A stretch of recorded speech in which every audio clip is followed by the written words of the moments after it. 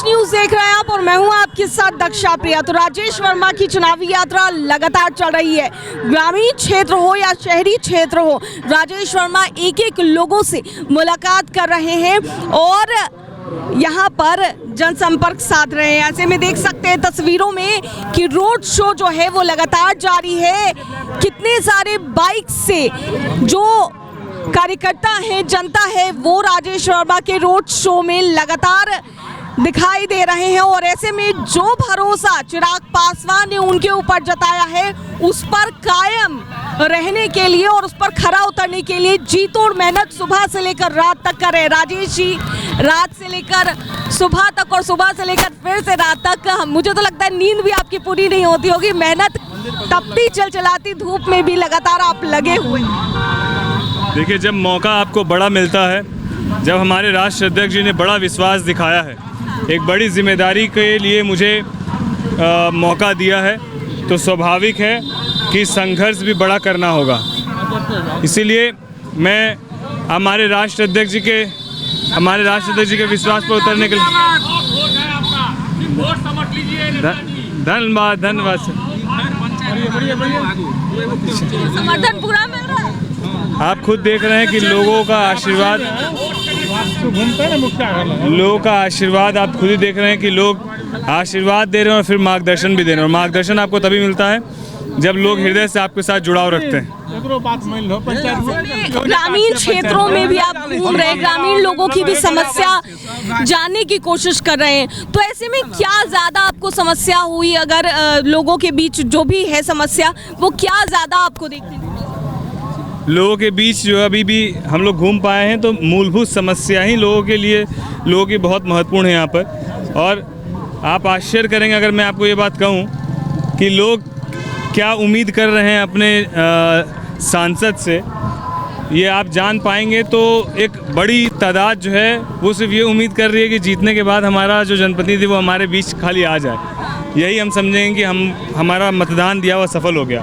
तो सोचिए आप कितनी छोटी उम्मीद है, और उस छोटी उम्मीद को भी पहले के जो भी जनप्रतिनिधि रहे उन्होंने उसके विश्वास को जीतने का काम नहीं किया। तो मुझे लगता है कि हम लोग उनके उस विश्वास को जीतने का काम भी करेंगे।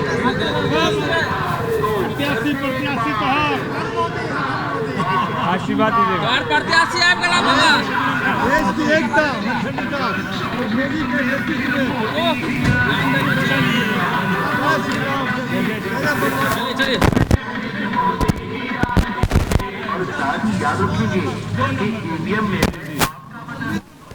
अब आप खुद ही देख रहे हैं कि मैं सिर्फ हेलीकॉप्टर छाप बोला हूँ और अभिभावक ने कह दिया कि 2 नंबर। तो लोग कह रहे हैं कि जागृत नहीं है, हर एक लोग जागृत है। बस ज़रूरत है आपको विश्वास को जीतने की। और हम लोग बहुत आश्वस्त हैं और अपने आप को सौभाग्यशाली समझते हैं कि हम लोग एनडीए घटक दल से चुनाव के मैदान में हैं, जिसका नेतृत्व करता हमारे यशस्वी प्रधानमंत्री नरेंद्र मोदी जी है, जिन्होंने एक विश्वास का मजबूत आधार स्थापित किया है, जिन्होंने अपने कथनी और करनी को लोगों के बीच साबित करके दिखाया है और अब तीसरी सबसे बड़ी अर्थव्यवस्था बनाने की गारंटी उन्होंने दी है। और जब किसी भी प्रदेश देश का विकास तभी संभव है जब वो आर्थिक रूप से मजबूत होता है, तब अपॉर्चुनिटी बहुत होती है, रोजगार के अवसर भी बहुत उत्पन्न होते हैं और आर्थिक रूप से मजबूत होने के बाद विश्व स्तर पर देश भी हमारा मजबूत होगा। तो तीसरी सबसे बड़ी अर्थव्यवस्था बनाने का संकल्प इस उन्होंने लिया है और इस गारंटी को पूरे देश के लोगों ने आशीर्वाद देने का काम किया।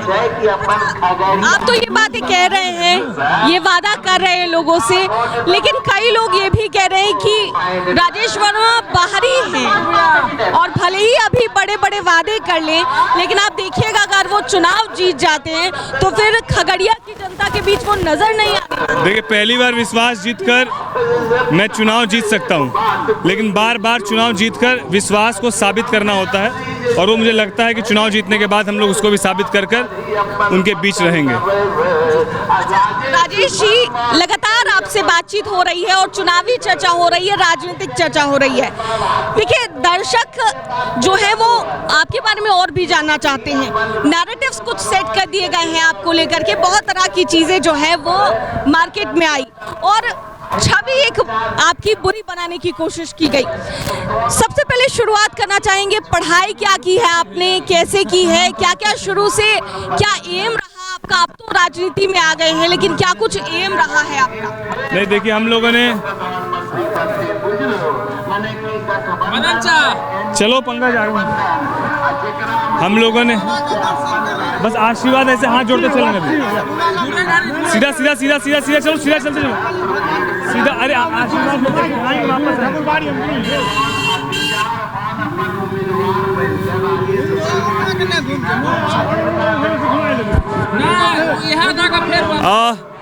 मैंने अपनी इंजीनियरिंग कंप्लीट की 2014 में कंप्यूटर साइंस से, और उसके बाद अपने पिताजी के व्यापार को संभालने के लगे, और 2015 से आएंगे आएंगे आएंगे आएंगे 2015 से पिताजी के साथ व्यापार में और साथ ही साथ सामाजिक कार्यों में लगा रहा, जिसके बाद 2017 में पहली दफ़ा मैंने वार्ड का चुनाव लड़ा, वार्ड का चुनाव जीता, डिप्टी मेयर का चुनाव लड़के जीते, 5 साल तक बताओ डिप्टी मेयर काम किया। 2020 में विधानसभा का चुनाव लड़ने का मौका हमारे राष्ट्र अध्यक्ष जी ने दिया था, और अब 2024 में मुझे लोकसभा का मौका दिया। तो मैं ऋणी हूँ, आभारी हूँ अपने राष्ट्र अध्यक्ष जी का, कि एक नौजवान कभी किसी नौजवान को जल्दी मौका नहीं देता है, लेकिन वो इनसिक्योरिटी का भाव हमारे राष्ट्र अध्यक्ष जी में नहीं है। हमारे राष्ट्र अध्यक्ष जी हमेशा एक बड़ा मंच देने का काम करते हैं हर उस नौजवान को, यदि उसके अंदर थोड़ी भी काबिलियत हो और ईमानदारी है, तो 100% हमारे नेता जो है उसको मौका देते हैं।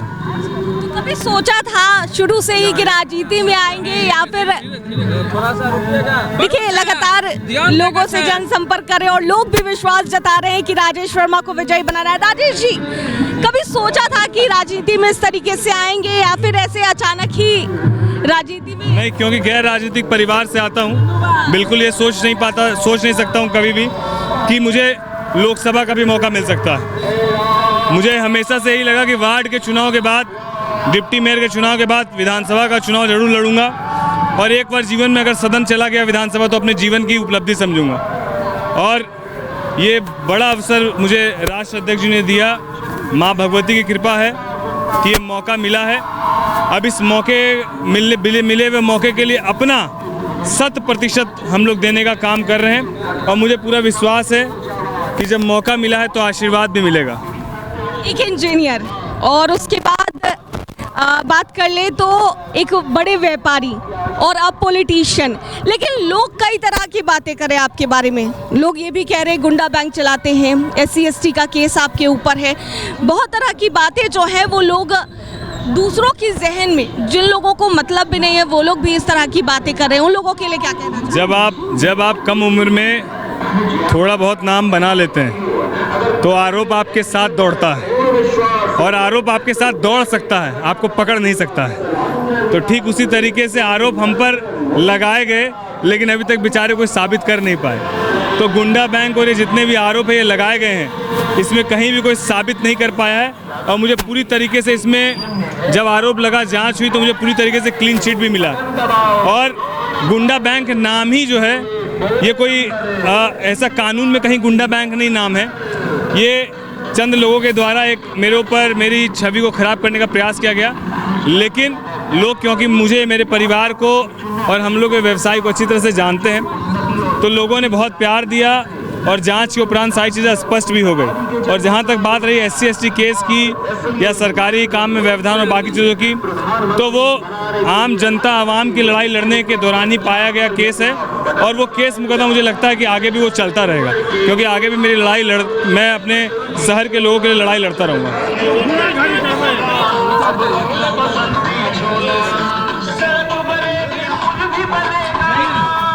वापसी में रखना, वापसी में रखना।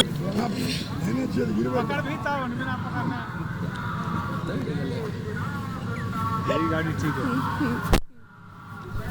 टाइम भी ठीक है। परफेक्ट वहाँ भी करना पड़ेगा ना। अच्छा राजेश जी, आपके ओपोनेंट की अगर बात की जाए, संजय कुशवाहा, राजनीति में वो अनुभवी व्यक्ति हैं, काफ़ी सालों से राजनीति कर रहे हैं। सवाल ये भी उठ रहे हैं कि राजेश वर्मा नए नए आए हैं राजनीति में, ज़्यादा उनको वक्त नहीं हुआ है, अनुभव की कमी है। नहीं, बिल्कुल क्या है कि सर्टिफिकेट इस चीज़ से अनुभव का नहीं होना चाहिए कि आपने कितना वक्त वहाँ घिसा है। अनुभव का एक आधार ये ज़रूर होना चाहिए कि यदि आपके पिताजी, मतलब जो हमारे प्रत्याशी हैं सामने में, उनके पिताजी विधायक रहे हैं, तो बेशक राजनीतिक अनुभव उनके पास होगा। लेकिन आज का दौर आधुनिक दौर है। आज के दौर में राजनीति में साथ साथ में आपका इंटेलेक्चुअल होना, क्वालिफिकेशन होना, वो बहुत महत्वपूर्ण है। विधायक जी के सुपुत्र होने के बाद भी उन्होंने अपने इसमें नॉमिनेशन फॉर्म में अपने आप को 10th पास बताया है, दिखाया है। तो आप इस बात को समझिए, 21वीं सदी में जब आप अपने पूरे लोकसभा क्षेत्र का नेतृत्व करने की बात कर रहे हैं, जहां पर आपको हज़ारों मीटिंगें ऐसी करनी होगी, अटेंड करना होगा, जहां पर आपको अपने विज़न को रखना होगा, तो मुझे लगता है, मैं ये नहीं कहता हूँ कि उनका नहीं पढ़ने का कोई कारण रहा होगा या कम पढ़ने का कोई कारण रहा होगा, लेकिन आज के दौर में चौमुखी विकास के लिए दुनिया देखना बहुत ज़रूरी है। दुनिया के साथ कंधे से कंधे मिलाकर चलना बहुत ज़रूरी है। और इसके लिए मुझे लगता है कि मैं अपने आप को इस मामले में थोड़ा सौभाग्यशाली मानता हूँ कि मैं 4 साल बाहर इंजीनियरिंग की पढ़ाई किया। मैंने कमोबेश 6 महीना जो है नौकरी का भी अवसर मिला, और उसके बाद पिताजी के व्यापार के कारण, बिजनेस के कारण अलग अलग राज्यों में जो है उसको भी एक्सप्लोर करने का मौका मिला। तो छोटे मोटे जो भी अनुभव है, उस अनुभव से ये दावा कर सकता हूँ कि हम लोग चौमुखी विकास के लिए जो भी रूपरेखा सुनिश्चित करनी होगी उसको हम लोग सुनिश्चित करेंगे, और नौजवान साथियों को साथ लेकर करेंगे, अभिभावकों के अनुभव के साथ को लेकर करेंगे। लोगों से पूछा जाता है, हम लोगों से भी पूछा जाता है, क्या लोगों से पूछा जाता है, हम लोगों से भी पूछा जाता है कि किस प्रत्याशी का क्या फीडबैक है क्षेत्र में, वापसी अवैध हो जितने भी, और हाथ हिला दीजिए। देखिए क्या होता है कि फीडबैक लिया जाता है, हम लोगों से भी लिया जाता है, जो लोग भी निकलते हैं, जो घूमते रहते हैं, उन लोगों से भी फीडबैक लिया जाता है कि लोग क्या कह रहे हैं, किस प्रत्याशी की ज़्यादा हवा है, क्या कुछ है। आप जब निकलते हैं क्षेत्र में, लगातार जब से आपको सिंबल मिला, उस दिन आपने घर से पूजा अर्चना की और निकल पड़े एक संकल्प के साथ, और अब इतने दिनों से घूम रहे हैं, फीडबैक क्या मिला खगड़िया? बढ़ते दिनों के साथ जैसे जैसे हम लोग चुनाव के मैदान में आगे बढ़ते चले गए, वैसे वैसे लोगों का उतना ही ज़्यादा प्यार मिलता चला गया। तो आशीर्वाद देना है ना। इस बार चुनाव चिन्ह नया है, तो जैसे जैसे चुनाव नज़दीक आ रहा है, मतदान का दिन नज़दीक आ रहा है, वैसे वैसे लोगों का आशीर्वाद और प्यार, ये वो लोग हैं, मेरे सिखाए हुए लोग नहीं हैं, और ना मैं इस क्षेत्र से जो है बहुत लगातार मेरा कोई बहुत आना जाना लगा रहा है। ये लोग, राजेश वर्मा का इतना बड़ा कद नहीं है कि ये लोग उसको आशीर्वाद दे रहे हैं। ये कद हमारे नेता यशस्वी प्रधानमंत्री जी का, हमारे माननीय मुख्यमंत्री नीतीश कुमार जी का, हमारे राष्ट्रीय अध्यक्ष आदरणीय चिराग पासवान जी का है, जिस वजह से मुझे ये सम्मान और ये प्यार मिल रहा है। बस मेरी ये जवाबदेही ज़रूर सुनिश्चित होती है कि मैं उनके द्वारा किए गए काम के कारण जो मुझे आशीर्वाद मिल रहा है, वो विश्वास में बनाए रख सकूं। अब एक आखिरी सवाल, अब जो प्रचार प्रसार है वो आखिरी चरण में है, मतलब अब आज से 4 दिनों के बाद प्रचार प्रसार थम जाएगा और 7 तारीख को वोटिंग होनी है। अब ऐसे में दिल की धड़कनें कितनी बढ़ी हुई है और कितने एक्साइटेड हैं? चुनाव मैदान में देखिए, बिल्कुल स्वाभाविक है, 1 महीना से हम लोग प्रचार प्रसार में हैं, और हम लोगों को कम दिन मिला, लेकिन जितना दिन मिला हम लोगों ने उसमें 100% अपने देने का काम किया है। और जब आप 100% अपना देते हैं तो परिणाम भी 100% मिलता है। और हम लोगों ने कभी भी व्यक्तिगत टीका टिप्पणी या आरोप किसी पर नहीं लगाया, ना देना चाहता हूँ। हम लोगों ने हमेशा मुद्दों की बात कही है और मुझे लगता है कि यही कारण है कि लोगों ने अपना आशीर्वाद बहुत दिया है।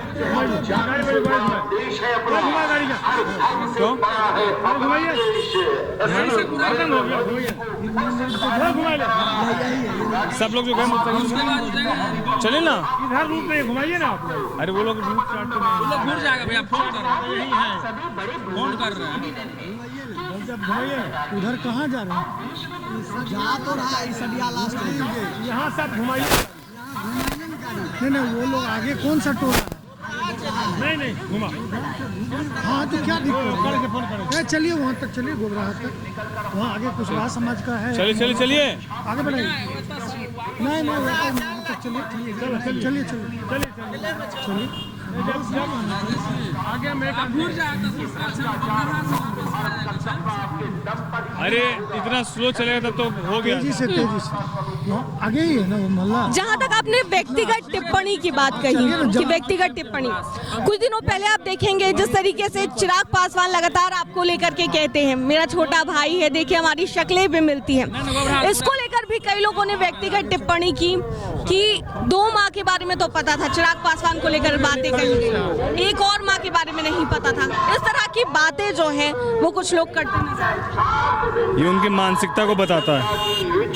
यदि आप माँ की परिभाषा को इस तरीके से बताते हैं तो शायद उनके संस्कार का कहीं ना कहीं अभाव उनके जीवन में रहा है। और वैसे लोगों को यही जवाब है कि जिस तरीके से अभी भटक रहे हैं वैसे आगे भटकते रहेंगे। अगर किसी की माँ को और किसी के परिवार को इस तरीके की अभद्र टिप्पणी और भाषा से संबोधित करेंगे। राजनीति में मुद्दों पर चुनाव लड़ना चाहिए, व्यक्तिगत प्रहार नहीं करना चाहिए। बस यही कि आपका साथ आशीर्वाद मिलता रहे और इस विश्वास और आशीर्वाद को बनाए रखने के लिए जिस तरीके से आप 100% अपना दे रहे हैं, मैं भी अपना 100% दूंगा, ये आपको विश्वास दिलाता हूँ। बहुत बहुत धन्यवाद। तो राजेश वर्मा से बातचीत और खास बातचीत जिसमें उन्होंने साफ तौर से बताया जो भी नैरेटिव सेट किए गए थे उसको लेकर के राजेश वर्मा खुलकर बोले हैं। इसके अलावा चुनाव को लेकर के कितनी मजबूती से लोगों के बीच में जा रहे हैं, साफ तौर से ये कहते नजर आए। अब तो 7 तारीख को जब वोटिंग होगी तो ईवीएम में कैद होगी प्रत्याशियों की किस्मत। ऐसे में 4 जून को जब परिणाम घोषित किए जाते हैं तो फिर ऐसे में क्या कुछ सामने आता है, क्या कुछ देखने को मिलता है, ये एक देखने वाली बात होगी। दर्श न्यूज में फिलहाल के लिए इतना ही। बने रहिए हमारे साथ देश और दुनिया की तमाम खबरों के लिए। बढ़ा आगे आप लोग यहीं रुकिए, यहीं रुकिए, मान लीजिए यहीं पर।